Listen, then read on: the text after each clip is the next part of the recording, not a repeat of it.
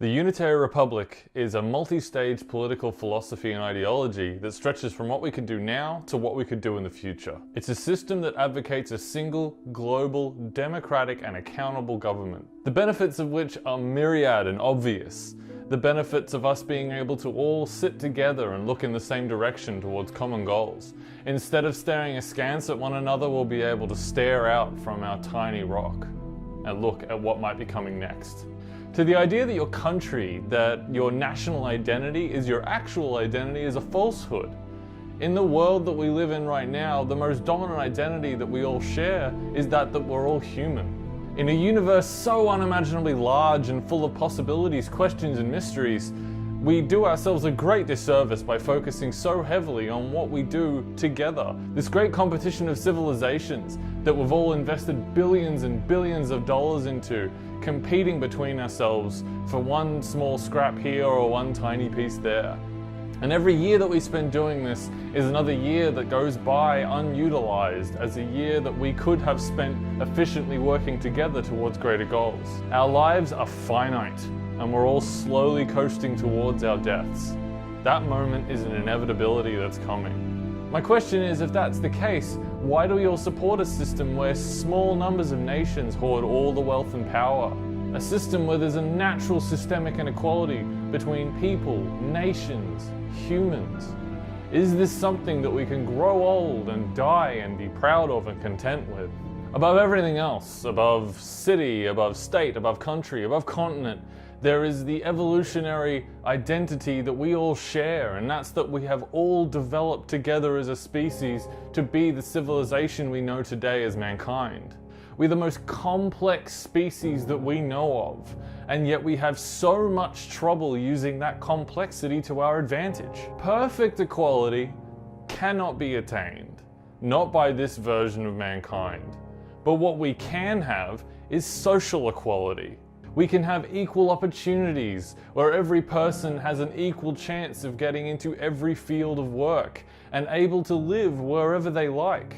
The wealthy will always hold a disproportionate amount of power, but that can be stemmed and controlled and contained so that they can't do anywhere near as much damage as they can in a true free market economy. Through a strong state, the powers of the very wealthy and the otherwise powerful are kept in check by the state. Through a strong global state, the power-hungry and the violent and the greedy have nowhere to incite unrest or violence in the way that they can in a split-state system. Just as a foreword, this is absolutely not communism. This advocates fairness and accountability, whereas communism advocates a totalitarian state and an abolition of private property and markets. Denmark and Sweden are strong states. This is what I mean. China and North Korea are totalitarian states. That is not what I am talking about. So what's the first stage of the Unitary Republic? The first stage is political parties. These parties are meant to be created in every single nation state across the globe. These parties then compete for elected positions with the aim of becoming a majority within those countries. Once they are majorities, they can then start to instill the principles and the values and the policies that the Unitary Republic stands for in that country itself. These parties won't stand alone. However, and whenever possible, all of the parties will assist all of the other parties around the world in order to continue this progress towards the Unitary Republic. We are trying to move the almost immovable object, the status quo. But just as history has taught us, any fixed position or fortress is not unassailable. It just seems like it is, as it stands menacingly over us and we can't imagine how we might move it. And just because something seems invincible does not mean that it actually is. Together, these parties will transform their states into modular unitary republics.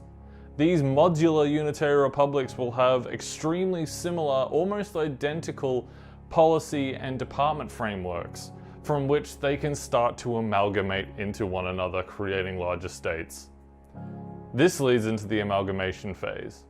The amalgamation phase is the point where a few countries have unitary republican governments. And at that point, they start to amalgamate with one another into larger countries. This larger country is simply known as the Unitary Republic. As each country has a unitary republican government come to power, they then start to change the policies and change the frameworks of the state so that it can then be integrated into the unitary republic as well. These small unitary republics become accountable democratic states by which the future and the modular amalgamation of the globe can occur.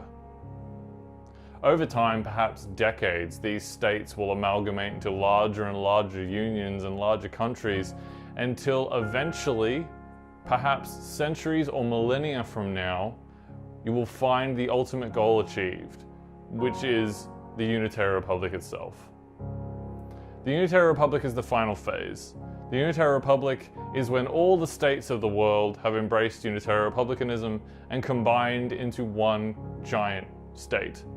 At this point, the merits of single global jurisdictions and legal infrastructures and economies takes into effect. Once and for all, creating a system where every man, woman and child, regardless of where they're born, is taken care of and protected by the state itself.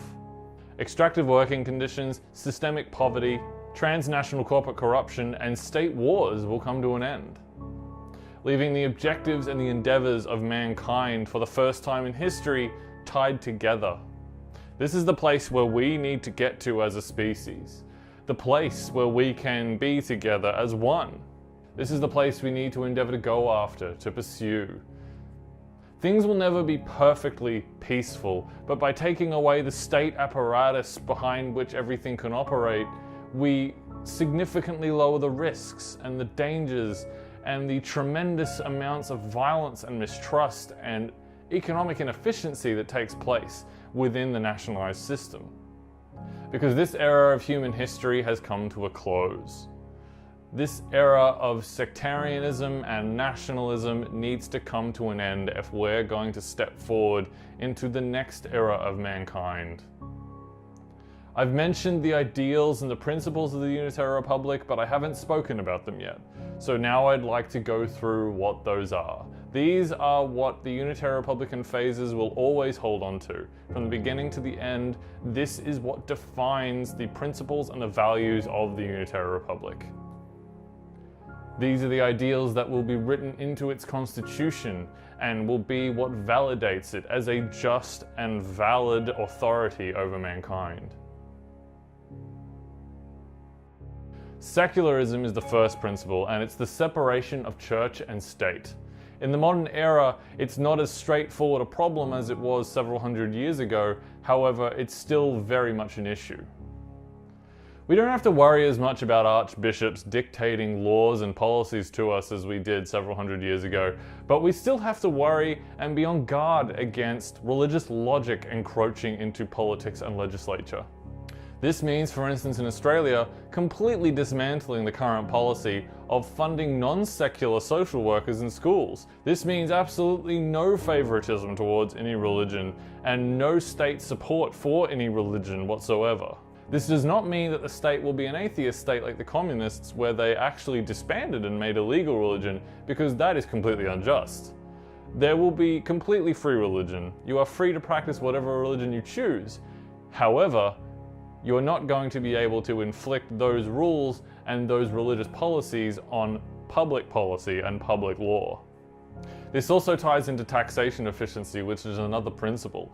However, in this case, in religious institutions, it means removing the tax-free status from religions.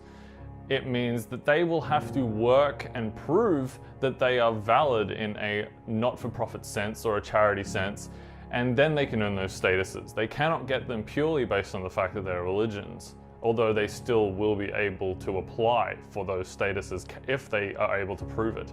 But it does mean that they will be taxed on their property. And though it comes under equal rights, homosexuals will be allowed to be married. There will absolutely never be an institution or a law that will ever pass in the Unitary Republic that will go against this, as it violates their fundamental human rights. Marriage is a legal and a cultural custom, especially in the West. It cannot be owned by a religion. The second tenet is educational support. Government in the modern era should be responsible for the guidance and education of the citizens within its state. That requires a constant flow of education and development of its citizens. This means that education always needs to be accessible by those who are not wealthy. No special accord should be given for those who are. Deregulation of tertiary institutions will never occur during a Unitary Republic. The free market and education should not be combined in the way that they are in the United States. Pricing and availability of spots will always be available to everybody within the Unitary Republic. It will not be free, but there will be systems and financial arrangements made so that people are able to afford it in a reasonable sense, such as the HEX system in Australia. Privatization of education is not favoured and not supported by the Unitary Republic and never will be. Not only that, but better education on courses and jobs and job requirements will be part of the reform of the tertiary sector. Many students are pulled into institutions on the promises of doing certain courses with far-fetched ideas as to what kind of jobs and occupations will be available for them when they reach the end of those courses. Many students go through entire 3-year degrees thinking they will get into a certain line of work, only to find out the job market is a tiny skeleton of what it was promised. Huge swaths of graduates end up with degrees that they can't really use by the time they get to the end.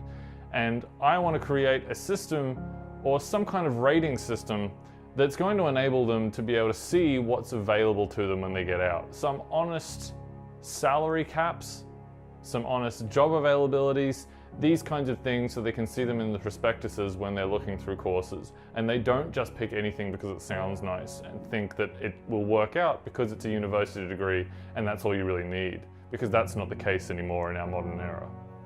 Scientific investment.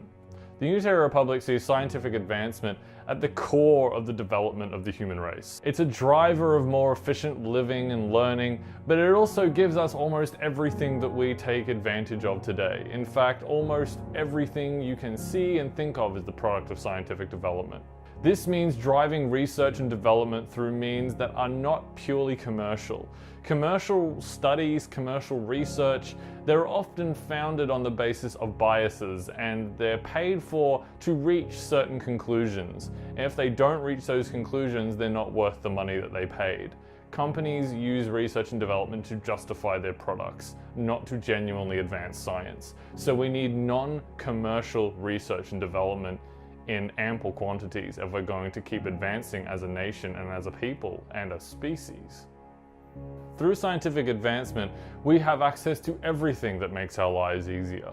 Through medical development, we develop cures and surgeries and procedures and information and knowledge that helps cure many diseases and save countless lives. Without this scientific development, we would still die from basic diseases and basic injuries in droves. Without scientific development, our lives would be all about subsistence, about purely living from one day to the next, having no time or no ability to really dedicate ourselves to anything greater than mere survival. We will only ever be more than we are if we embrace scientific development. To that end, the Unitary Republic is committed to spending 1% of GDP on scientific funding. Sustainable environment. The Unitary Republic understands and respects the environment upon which we have evolved into the human race. Without that environment, we won't be able to sustain ourselves as a species, and we need to make sure that we take care of it if we're going to continue into the future as a people. We will only endanger our species and everything on this planet if we continue to behave recklessly with regards to the environment. The goal of the Unitary Republic is simply a level of sustainability that is sustainable for the globe.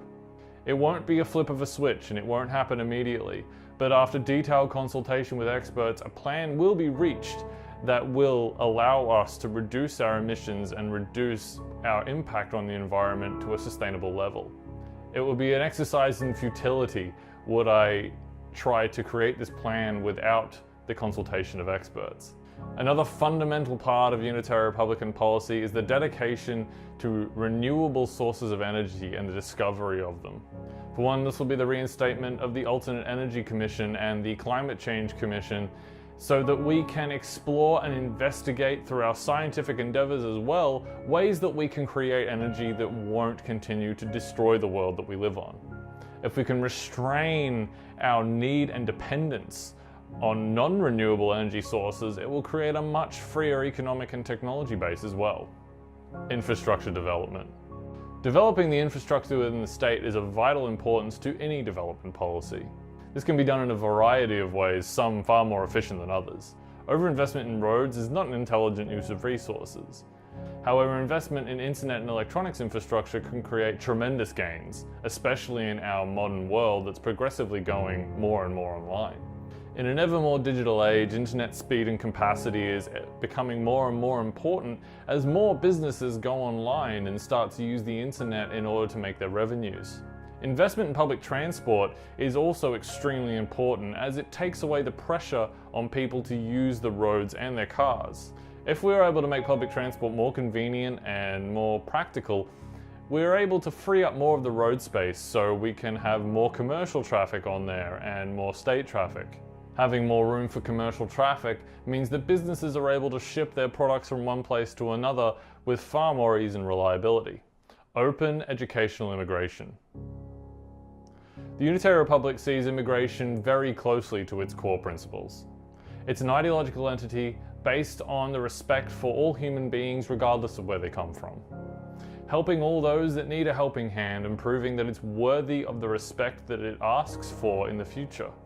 But it also knows that immigration can increase other issues as people come into the borders of a state that's developed without any kind of filtering or education. These issues are to do with unemployment. As people come into these countries not knowing the language or not having appropriate job skills, they're unable to do really anything once they get inside and become part of the unemployed. They become what the employment services refer to as long-term unemployed. Instead, the Unitary Republic would open a system that allows for immigration by people from poorer states. But instead of imprisoning them and detaining them, it has a much more open and welcoming policy, although it does put the onus on the people immigrating to learn what they need to learn in order to be a functional member of the society they're going into.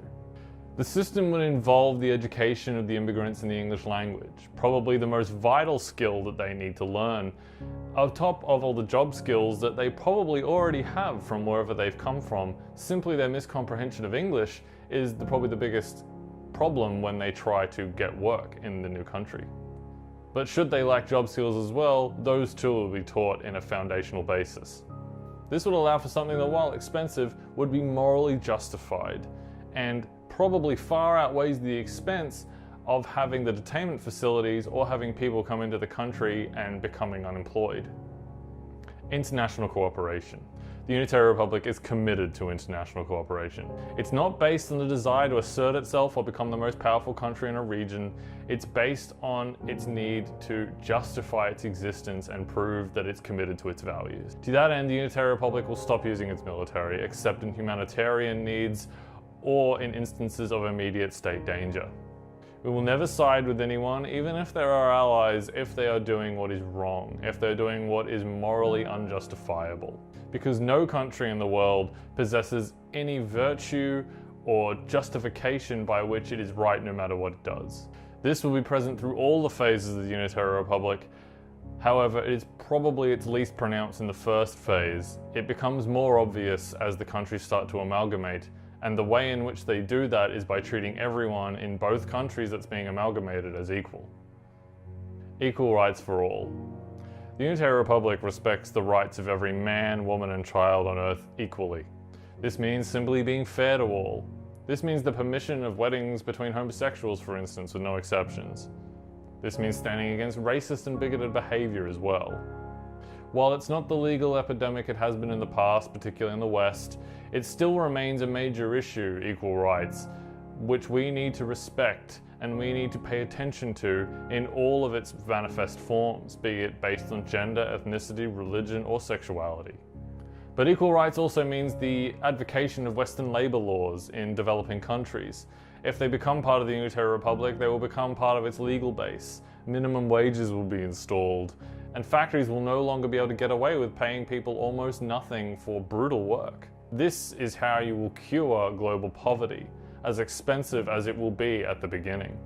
Because when globally we apply these protections and these laws that we pride ourselves on in the West, we're able to cure the world of poverty and of sweatshops and of all these things that you would never ever see in our own countries. Maintaining fair competition. It's vitally important that the healthy behavior and functioning of any market economy be maintained. What this means is the active dismantling and prohibition of monopolistic and oligopolistic markets that prevent other companies from being able to compete within those environments. Any economy where monopolistic or oligopolistic entities exist is inherently less efficient and less productive. Entrenched elites in these businesses have a vested interest in maintaining the status quo, even if it's to the deficit of every other person and the state that they live in. In fact, throughout history, there have been countless people that have resisted creative destruction, such as the Russian Tsars that resisted the railway coming to Russia because they feared it would bring revolution from the Western states. But creative destruction is a force of vital change. It's something that Bill Gates has spoken about as well. It's when new products and new technologies and new ways of thinking brush aside those that already existed, and inherently creative destruction is always resisted by the powerful and the elites because they have no interest in losing their power or their wealth to something new and different. Taxation equality. It's vital that taxation be fair to all within any successful state. 18th century France and Spain demonstrated the effect of powerful kings being unable to challenge their aristocratic citizens and tax them adequately, so instead fell heavily on their poorer common subjects.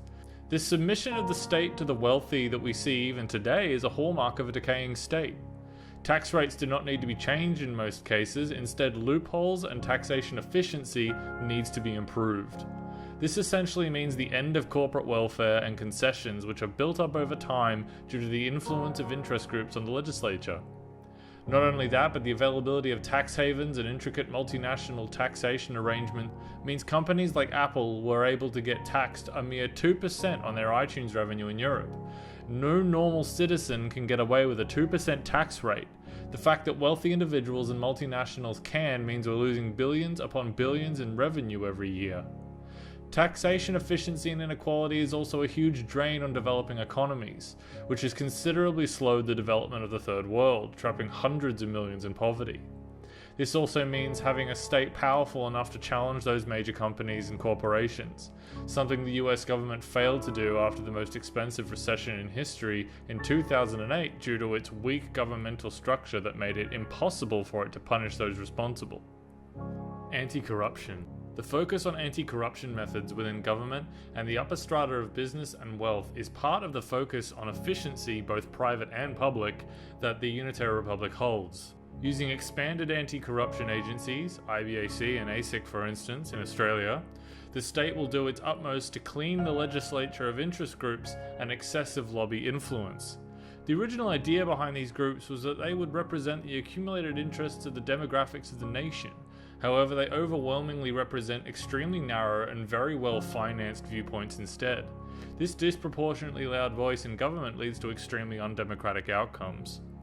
It is likely that the process of cleaning excessive private interest from the legislature will be a regular occurrence, as it is inevitable that money will always find a way into the political process again and again.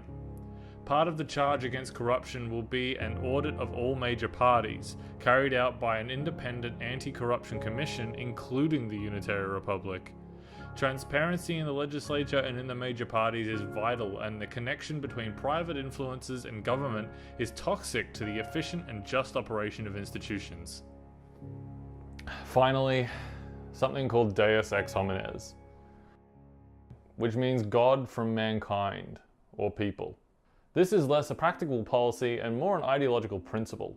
It's the idea held within the Unitary Republic that if we were a people operating within the same entity and without the borders and state lines that we've dreamt up over the last few thousand years, we'll actually be able to be far more than we ever have been before. Without the inhibitions of competition that tear us apart in the way that they do, we'll be able to be more than we could ever imagine as a species.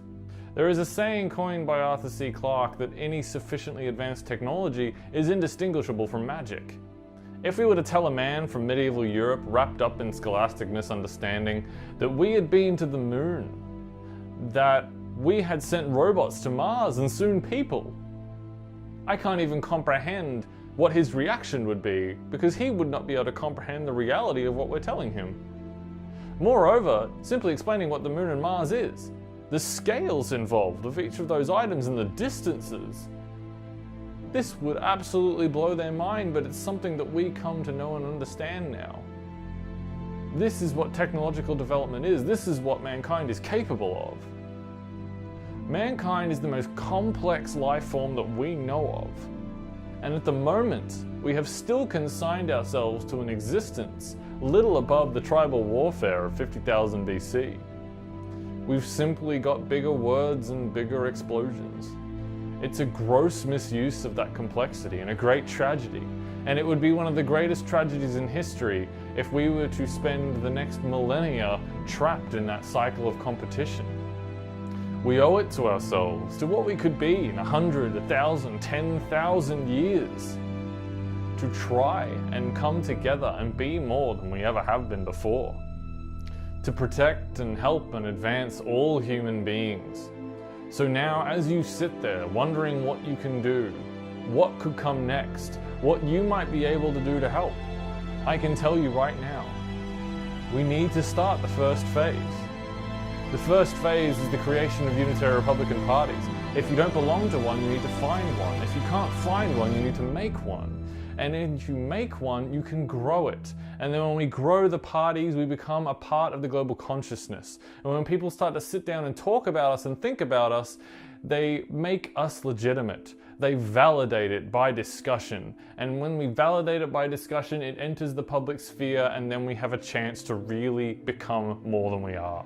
The Unitary Republic has a chance to become the next stage of human evolution, because we need some kind of banner to rally around that we can become a united species. We can't simply do it by wishing it would happen. We need something focused, something central, something physical for us to look at and stare at and say, that is what I align myself with. This is a journey of 1,000 steps, of 1,000,000 steps. And the first one is as hard as all the others, but we need to start walking now. And this is up to you and everyone watching to take that first step and to become a part of this and really try and make something change. Join me, join us, join the Unitary Republic and become a part of the future of mankind.